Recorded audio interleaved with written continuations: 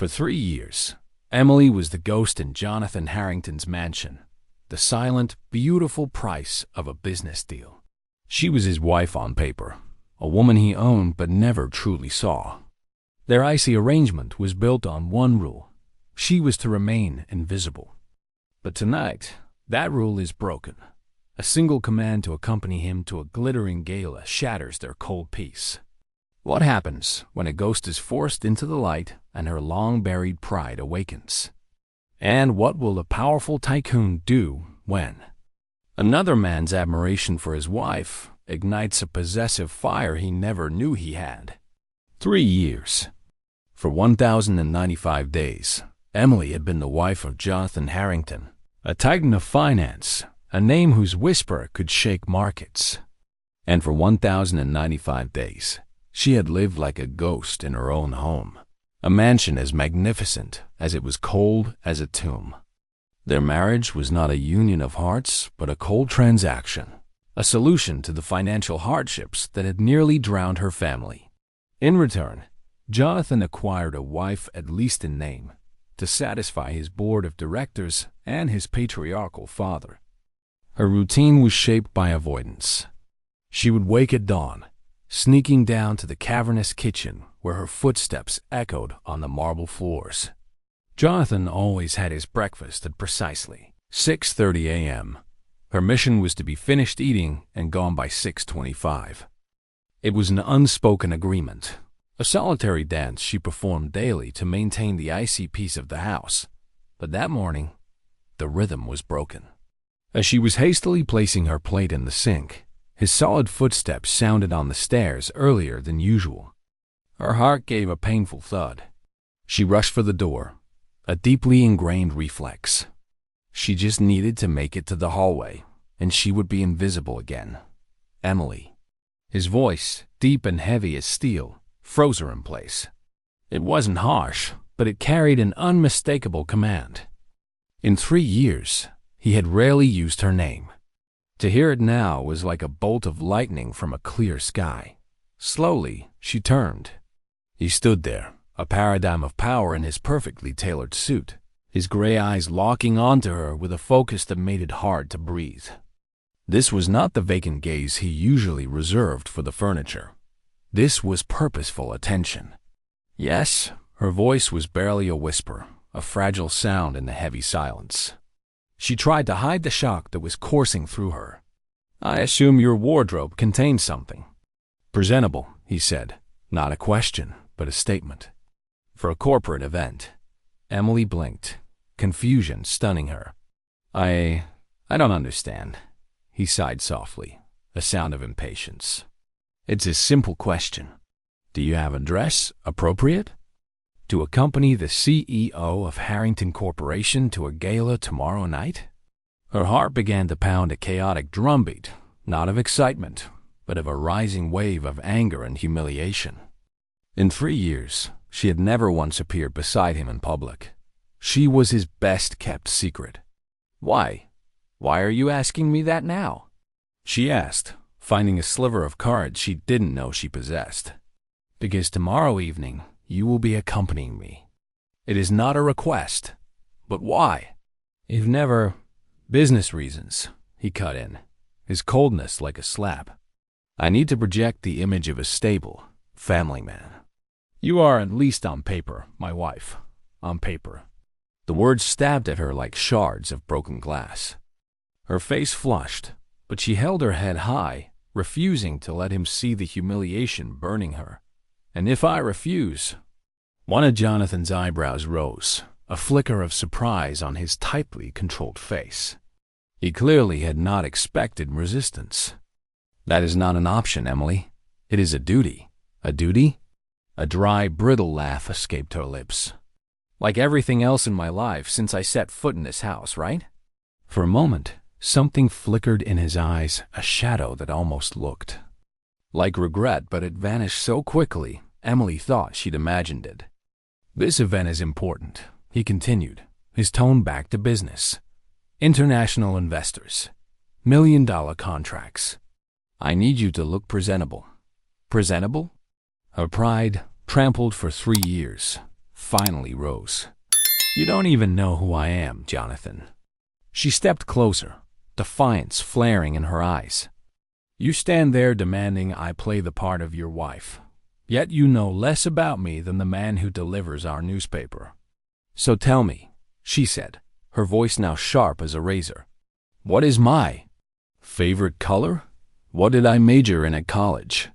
What do I do during the long hours you ignore me like a decorative object in this mansion?" Jonathan stood silent, his stillness the most damning confession. Asterisk, she didn't wait for a reply.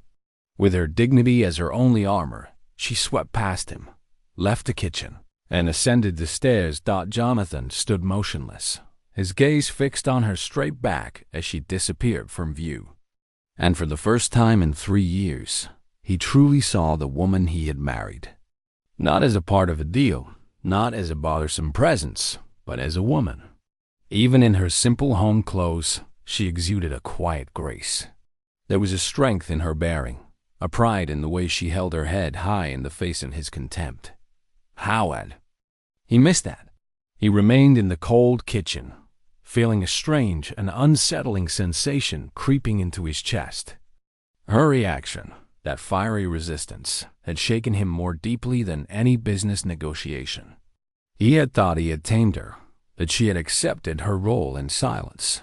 He was wrong, utterly wrong. Upstairs, Emily sat on the edge of her bed, her heart beating like a trapped bird. Tomorrow night, for the first time in 3 years, the world would see her as Emily Harrington. The question was she ready for what that might bring? And more importantly, was Jonathan? "I thought so," Emily whispered, a profound sadness mingling with her fury. "Oh, I'll go your event, Mr. Harrington. Not because you command it, but because after 1,000 days of being a ghost, I'm morbidly fascinated to witness the empire you valued more than a human soul." At precisely 7 o'clock, Emily descended the staircase.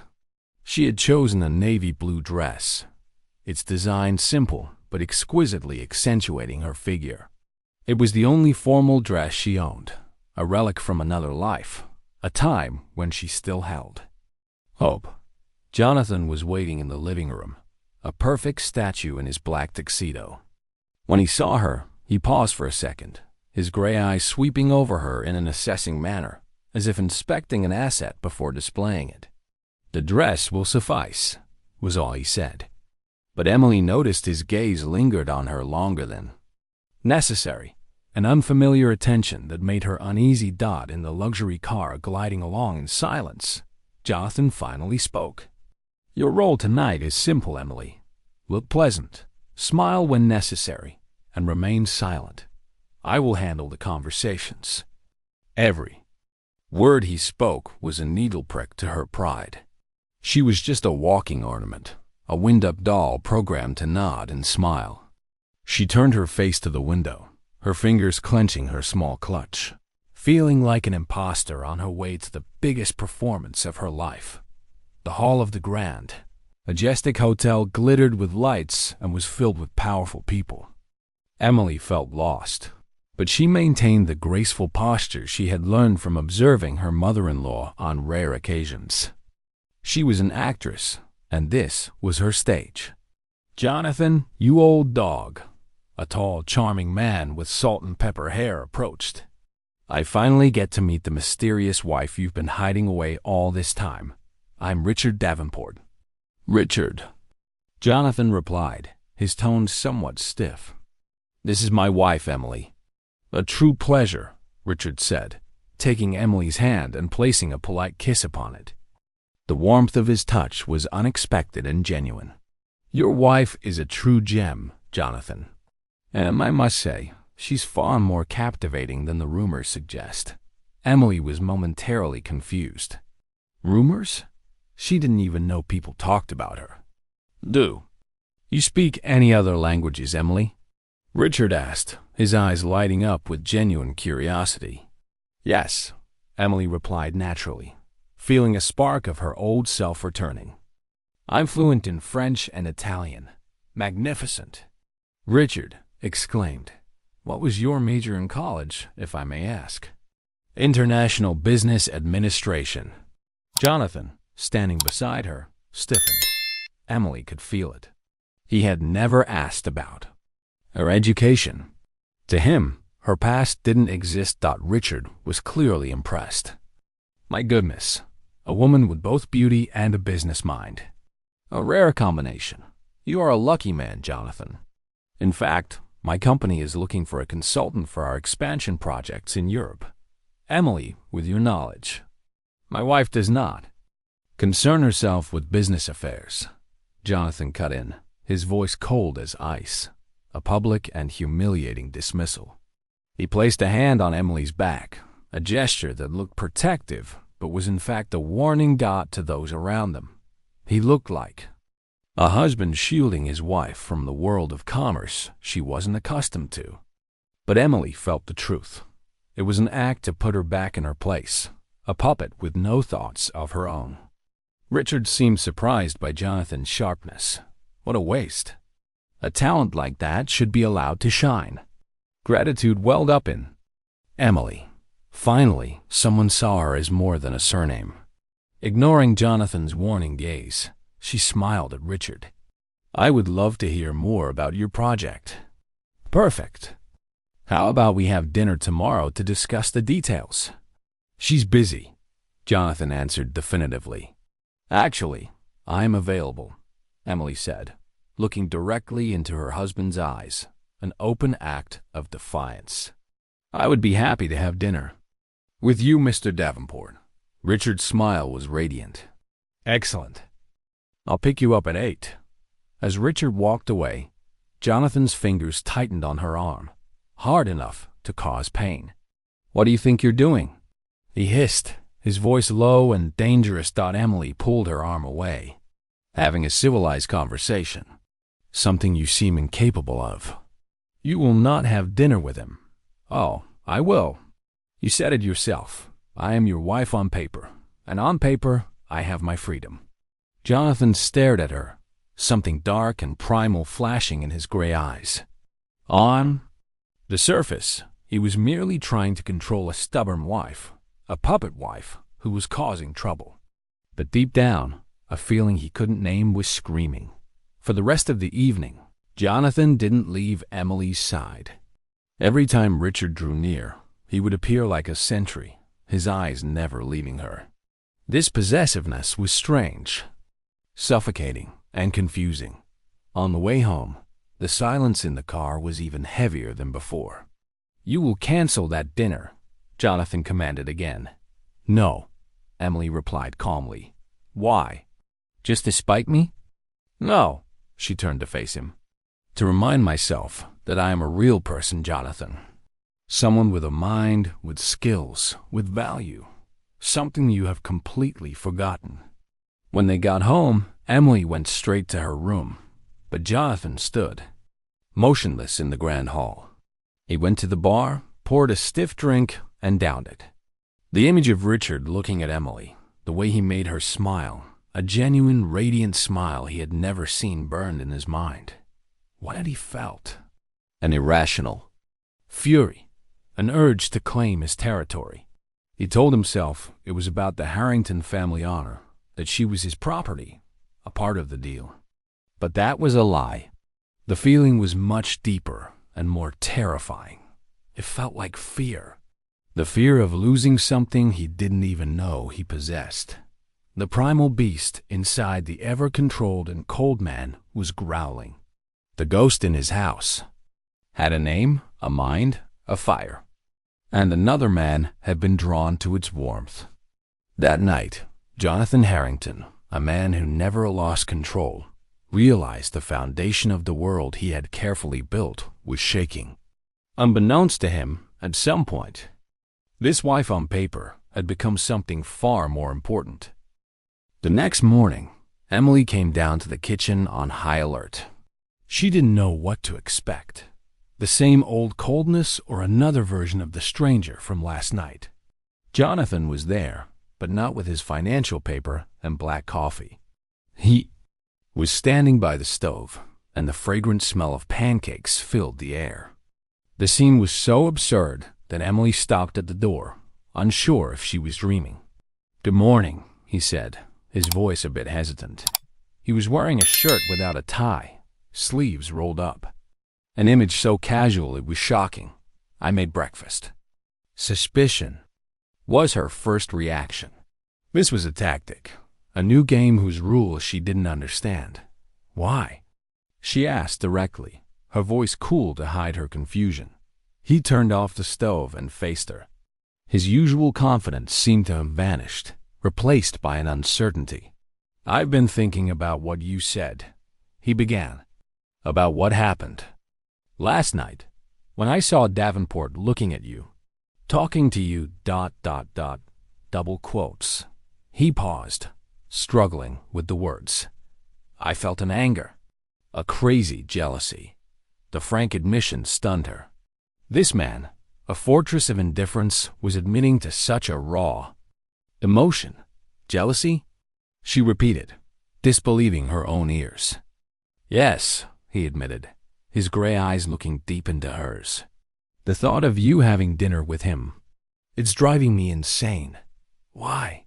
Emily stood up straight, facing him. "Give me a real reason, Jonathan," he struggled. How could he explain that? The idea of another man making her laugh was tearing him apart from the inside. How could he admit that after 3 years of treating her like air, he suddenly couldn't breathe without her? "Because you are my wife," was all he could manage. "On paper," she replied, but this time her voice trembled slightly.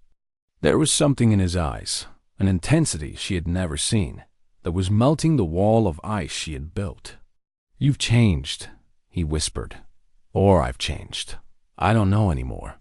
He took a step toward her. "Cancel that dinner, Emily." "Why?" "Should I?" "Because I want you," he said, his voice dropping low, a primal confession. "And the thought of you with another man ... I can't bear it." Those words hung between them, changing everything. Her heart hammered wildly. But 3 years of hurt couldn't be erased by one morning. "I am still having dinner with Mr. Davenport," she said, but her voice had lost its sharpness. This was no longer mere defiance. It had become a test. She needed to know if this sudden attention was real. The restaurant Richard chose was elegant. For the first time in years, Emily felt she was being treated like a valued woman, not a piece of jewelry. "Jonathan seems very protective of you," Richard remarked after they ordered. Emily gave a sad smile. "That's a recent development." She decided to be honest. "Our marriage ... it's not what it seems. This is the first proper social dinner I've had in 3 years." Richard listened intently as she spoke of her studies, of her ambitions before marriage, of the international consulting work she had been so passionate about. Talking about it was like summoning a ghost, the ghost of the woman she once was. Every word she spoke was a reminder of what she had given up. And then she felt it. A change in the air, a familiar chill. She looked up and saw him. Jonathan was standing at the entrance of the restaurant, his dark suit making him look like a god of vengeance. His eyes scanned the room and locked onto their table. A shiver ran down her spine. "Jonathan," Richard stood up politely. "What a surprise." "I'm sure it is," Jonathan replied, his eyes never leaving Emily, then flicking to Richard's hand resting near hers on the table. He pulled out a chair and sat down without an invitation. "We were having a private conversation," Emily said, her voice trembling with anger. "About business, I assume," Jonathan said, his tone dripping with sarcasm. "Davenport here is trying to convince my wife to accept his job offer. The kind of job that allows me to use my intellect and my degree," Emily retorted, "something you never bothered to learn about." "She has everything she needs," Jonathan said, but he was speaking to Richard, completely dismissing Emily. "She doesn't require a ... hobby." The word hobby was like a knife. He had just belittled her entire career and ambition into a trivial pastime. The entire restaurant seemed to be holding its breath, watching them. "You need to stop pursuing my wife," Jonathan said to Richard, his voice now undisguisedly hostile. "Jonathan!" Emily hissed, horrified. "You think I don't see how you look at her?" Jonathan stood up, his rage uncontainable. "She is my wife, only on paper." Emily screamed, no longer caring about the onlookers. Richard quietly placed some money on the table and quickly left. Jonathan grabbed Emily's arm. "We're leaving." This time, it wasn't a guiding hand, but a forceful extraction in his dark office. The silence was heavier than the screams. "You have no right," Emily said, her voice breaking. "You gave up any right the day you decided I was just a piece of the furniture." "Help me understand, Emily," he pleaded, desperation raw in his voice. "Why did you agree to this marriage?" And she told him about the debts, about her parents' desperation, about how she was turned into a commodity to save her family from ruin. "So now you know," she finished, her voice hoarse with emotion. "I was the price for my family's salvation, and you were the beneficiary." Jonathan sat motionless, his face pale. He had known there was a deal, but he had never known the human cost. He wasn't just neglectful. He'd been an unwitting jailer. He knelt before her, a gesture of complete surrender. "Emily," he said, his voice breaking. I didn't know. Forgive me. Give me a chance to start over, to be the husband you deserve." She needed time. 3 years of hurt couldn't be healed overnight. But the next day, a bouquet of white roses was delivered to her room. The note had only 3 words: "For new beginnings." She told herself it was just a calculated gesture, but she couldn't bring herself to throw them away. The following day, he came home for lunch, an unprecedented event. They ate in silence, the air tense but no longer hostile. When he left, the house suddenly felt strangely empty, an emptiness she had never felt before. A small pang of disappointment pricked her heart, and it scared her. On the 3rd night, he invited her to watch a movie. She refused, still trying to maintain her defensive wall. But she found herself sitting in her room, listening to the faint sounds from the living room, wondering what he was watching. By the 4th day, a fragile routine had formed. She looked forward to their breakfast. That morning, he was 5 minutes late. Emily's heart sank. "I knew it," she told herself bitterly. "The game is over. I was a fool to expect anything." And then he walked in, apologizing for being held up on a call. A wave of relief washed over her so intensely she had to grip the back of a chair. She realized a terrifying truth. She was getting used to this attention. She was starting to need it.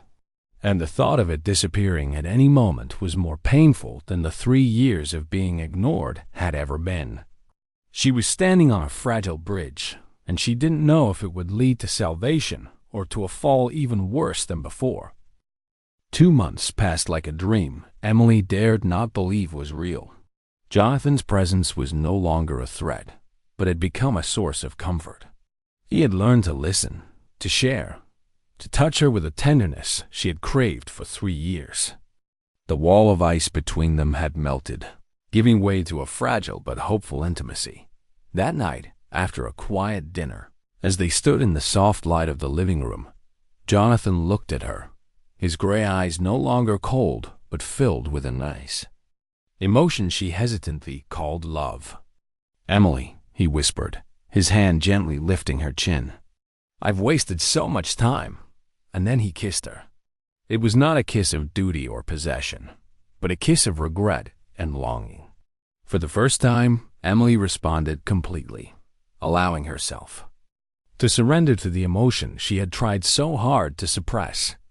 That night, in the bedroom that once symbolized her loneliness, they truly became husband and wife. For Emily, it was the beginning of everything, a sacred offering.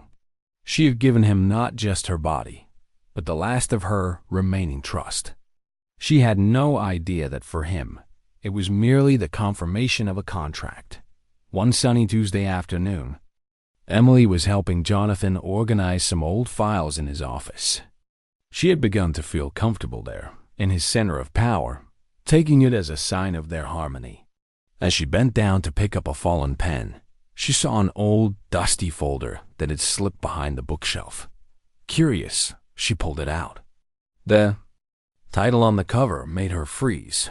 Merger Agreement, Harrington and Peterson. Her heart began to beat with an uneasy rhythm. With trembling fingers, she opened it. Inside were not dry numbers, but the death sentence of her life, written in language as cold as stone. She scanned it, then read it again. Every word, every sentence like a needle piercing her skin. Her eyes fixated on a specific clause. Clause 5.1. Upon the formalization of the marriage between Mr. Jonathan Harrington and Ms. Emily Peterson, the transfer of all assets and operational control of Peterson Accounting to the Harrington Corporation shall be finalized. The air was sucked from her lungs. She wasn't his wife. She was the final condition. She was the final seal on a business deal. She turned the page, a wave of nausea rising in her throat. Addendum B. To ensure market stability and post-merger stock value, this marital union must be maintained for a minimum of five fiscal years. The folder fell from her hands. She sank into the nearby leather chair, the room starting to spin. It was all play. The breakfasts, the flowers, the confessions of jealousy, the sleepless nights. It was all a meticulously calculated performance. He wasn't learning to love. He was just learning to manage a difficult asset. She was the puppet, and he was the master puppeteer. The door opened, and Jonathan walked in, a radiant smile on his face after a successful day at work. Emily, you won't believe how the meeting. Today, his smile died when he saw her face. Emily, what's wrong? She slowly stood up, an icy coldness enveloping her body. She pointed to the folder lying on the floor. Can you explain this to me? Her voice was terrifyingly calm. Jonathan looked down, and Emily saw all the color drain from his face. That pallor was the only confession she needed. Emily, let me explain. Explain? A bitter, broken laugh escaped her. Explain what? That? All your attention these past 2 months was just a business strategy? That you put on a perfect show so this puppet would stay quietly in her box? No, it wasn't like that, wasn't it? She screamed, her fury finally erupting. Then what was real, Jonathan? Your kisses? The words you whispered in the dark? Or was that just part of the act too? You're a wolf in sheep's clothing. I thought I was watching a man change. But no, I was just seeing a liar get better at his craft. He stepped toward her, reaching out. Emily, my feelings are real. She recoiled as if he were a snake. Real? Your feelings for your empire are real. To you, career and success are all that matter. My family, me, our love. We were all just pawns on your chessboard to make sure you got what you wanted. Hot tears streamed down her cheeks. That night, our first night. Was that just you sealing the deal? The accusation hit him like a physical blow. He stood frozen, speechless. That's what I thought, she whispered, her heart shattering into a million pieces. She turned and ran to the bedroom, which only hours before had been their paradise. Now, it felt like a beautifully decorated stage for a tragedy. She pulled out a suitcase and began frantically throwing clothes into it. Jonathan followed, his voice full of desperation. Emily, don't do this. We can fix this. Fix it? She turned to face him, her eyes blazing through her tears. How do we fix the fact that the foundation of everything we have is a lie? That the man I thought I was falling in love with doesn't exist. He does. I'm right here. No, she said, shaking her head. The man I see now is the real Jonathan Harrington. A ruthless businessman who will do anything to win. The vulnerable man who made me breakfast. He was just a ghost you created to guard your empire.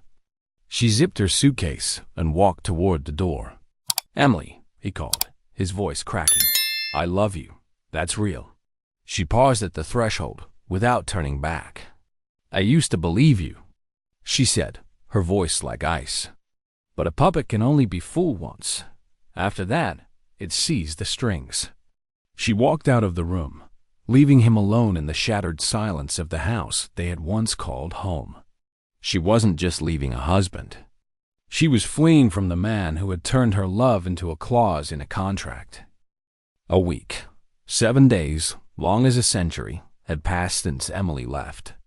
For Jonathan, the Harrington mansion was no longer a symbol of power, but a tomb of silence. Every room echoed with her footsteps. Every dark corner held the ghost of her lost. Smile. He lived in his office, a glass of strong liquor always within reach, haunted by her final words. A wolf in sheep's clothing. Pawns on your chessboard. He looked in the mirror and saw the exact monster she had described. A man who had built an empire, but destroyed the only precious thing within it. Dozens of calls to Emily went unanswered. Dozens of messages vanished into silence. She had cut him off completely, and her absence was a physical pain, an emptiness that gnawed at his soul. That night, he stood before his office window, looking down at the glittering city below, the empire he had spent his life building. His father's voice echoed in his head, a lesson drilled into him since childhood. A Harrington never fails. Emotion is a weakness. Business is everything. He had lived by those rules, had worshipped them. And what had they brought him? Wealth? Yes, power, limitless. But now, in this absolute solitude, he realized the stark truth. He could own the world, but without her, he was still a beggar. The torment was no longer an emotion. It had become his reality. He was torn between the two. Men inside him. One was Jonathan Harrington, CEO, heir, son of Robert Harrington, a machine programmed to win at all costs. The other was a stranger, a man awakened by Emily, who had tasted hope and was now drowning in despair. Career or love? His father's legacy or a future with her? For years, the answer would have been simple. A career is immortal. People are not. But Emily had changed the equation. She wasn't just a person. She had become his soul. To keep the company meant confirming her every accusation that he truly valued money more than her. To lose it was to betray everything he had been taught, to single-handedly destroy the work of his lifetime and his father's thought. It was an impossible choice. He had to kill a part of himself so the other could live. At dawn, as the first rays of sun pierced his cluttered office, he made his decision. He wouldn't just fix a mistake. He would burn the entire bridge to his former self. On Monday morning, Jonathan called an emergency meeting. His father, Robert Harrington, a man with eyes as cold as steel and impeccably trimmed silver hair, sat at the head of the table with the company's lawyers. "What is this sudden meeting about, Jonathan?" Robert asked, his voice devoid of emotion. Jonathan placed a folder on the table. "I want to completely undo the merger with Peterson Accounting." The room fell into a deathly silence. Robert looked at his son as if he'd just spoken a foreign language. "Have you lost your mind? That deal is worth $15 million in net profit annually." "I know exactly what it's worth," Jonathan replied, his voice firm. "And I also know the price I paid for it." "The price?" Robert scoffed, a dry sound. "You're talking about that girl? Don't tell me you're throwing away a fortune for a bit of sentimental nonsense." "I'm not throwing it away." Jonathan stood up, facing his father for the first time in his life without flinching. "I'm making a choice. You taught me how to build an empire, Father. You never taught me how to build a life. Emily is my life. This empire, it's just buildings and numbers. He turned to the lawyers. Prepare the paperwork. Return full ownership to the Peterson family. Any payments they've received, let them keep it. Consider it a small compensation. For our deceit, Jonathan. Robert roared, but Jonathan had already turned and walked away, leaving his father amidst the ruins of the rules he had lived and died by. Jonathan's next stop was the small house of the Peterson family. He arrived not as a CEO, but as a man coming to confess.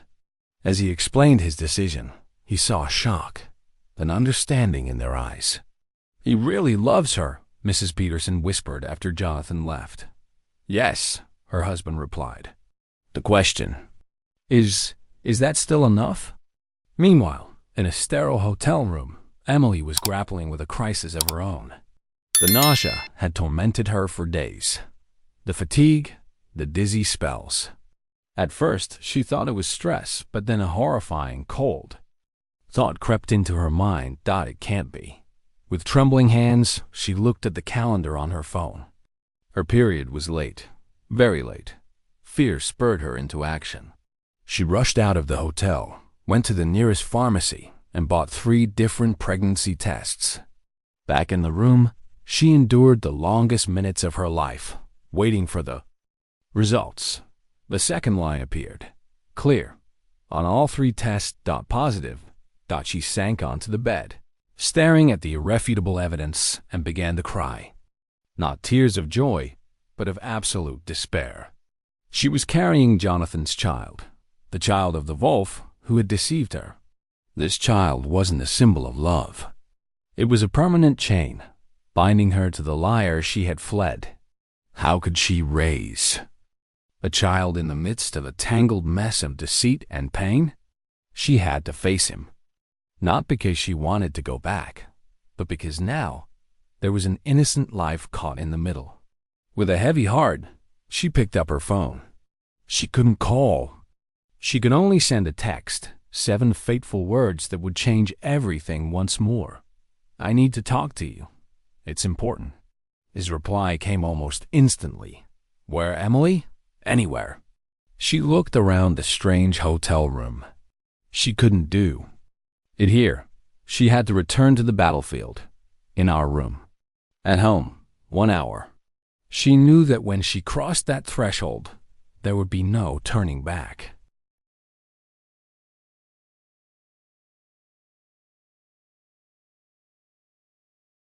When Emily walked through the doors of the mansion, the silence greeted her like a shroud. This house, which had witnessed her loneliness, her hope, and then her despair, now felt like a battlefield awaiting the final struggle. She walked up the stairs, each step an effort of will. Jonathan was standing in their bedroom, looking like a man who had been through a war. Unshaven, his eyes sunken from lack of sleep. When he saw her, a flicker of hope lit his eyes, only to be immediately overshadowed by the fear of her final judgment. Emily, he whispered, his voice hoarse. I got a call from my father, she began, her voice devoid of emotion. About you returning the company. Yes. Why? She asked, the question carrying the full weight of the betrayal she had felt. Because it was the price of you, he said, his voice breaking with raw truth. It was the chain that bound us. I was faced with a choice, Emily, between the empire my father built and the life I could have with you. I realized that the entire business world, it's empty. It's a soul-eating monster, and I almost let it devour us both. I chose you. Whether you choose me or not, I have already chosen you. He didn't make excuses. He didn't beg. He simply laid his naked truth before her. Emily looked deep into his eyes, searching for a trace of deceit, of another performance. But she saw nothing but a painful sincerity and a profound remorse. The final wall of ice around her heart began to crack. I believe you, she whispered. And those 2 words brought the man before her back to life.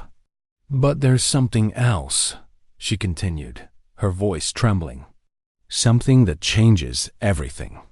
Jonathan held his breath, ready for anything. Emily stepped closer to him. Instead of speaking, she took his hand and gently placed it on her own stomach. This wasn't part of the contract, Jonathan. This is real. He looked at her, confused for a second. Then understanding dawned. His eyes widened, then looked down at his hand on her belly, then back up at her face. Emily, I'm pregnant, she said, and as the tears finally fell, they were tears of release. Jonathan said nothing. He simply knelt, pressing his ear to her stomach, as if listening for a miracle. And then he wept, not tears of torment, but of a pure, redemptive joy. He looked up at her, his face streaked with tears. A new beginning, he whispered. This will be our new beginning, a family built on truth. He embraced her, not as a possessor, but as one cherishing a treasure he had almost lost forever. In his arms, Emily finally felt she had come home. 6 months later, in the garden of that very house, a small ceremony was held. Emily, radiant in an ivory wedding dress that lovingly hugged her baby bump, was glowing. This time, there were no strangers, no polite social smiles. Only family and the close friends who had witnessed their struggle. Jonathan waited for her at the altar, which was woven with white roses. When he took her hands, he spoke, his voice clear and steady. Emily, 3 years ago, I married you as a clause. Today I marry you because you are my conscience, my heart, and my home. I vow to spend the rest of my life earning the trust I broke. Emily smiled through her own tears. Jonathan, I once married a stranger. Today I marry my partner. You have shown me that the deepest wounds can heal, and that true love is not about a perfect beginning, but a brave new start. I promise to love you and our child, in truth, forever. When they kissed, it was the sealing of a new promise, one built upon the ashes of the past. 2 years later, a gleaming brass plaque on a glass door read, Harrington and Peterson International Consulting. After reconciling with Emily, Jonathan had done the unthinkable. He had formally resigned from the Harrington Corporation, leaving his father's billion-dollar empire behind. He took his personal capital and, with Emily, founded a new company, a company built on a foundation of equality and respect. His legacy would not be what he inherited, but what he built with his own hands, alongside his wife.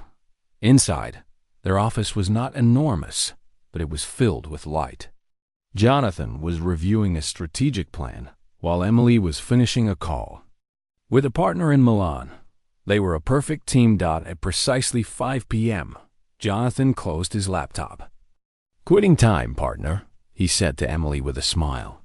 He walked to the corner of the office, where a happy toddler with his father's gray eyes and his mother's smile was playing in a playpen. He lifted his son, kissing his chubby cheek. Let's go home to Mommy, David. Emily ended her call and joined them, wrapping her arms around them both. Career was no longer a monster that devoured Jonathan's time. Now, it was a part of life, one perfectly balanced with what mattered most. He had learned that the greatest success wasn't a contract signed after midnight, but being home in time for dinner, reading a story to his son, and seeing the smile of the woman who had taught him how to love. They left the office together, a small family walking into the evening sun. Jonathan Harrington's empire was no longer skyscrapers of glass and steel. His empire was now held in his arms, warm, alive, and priceless.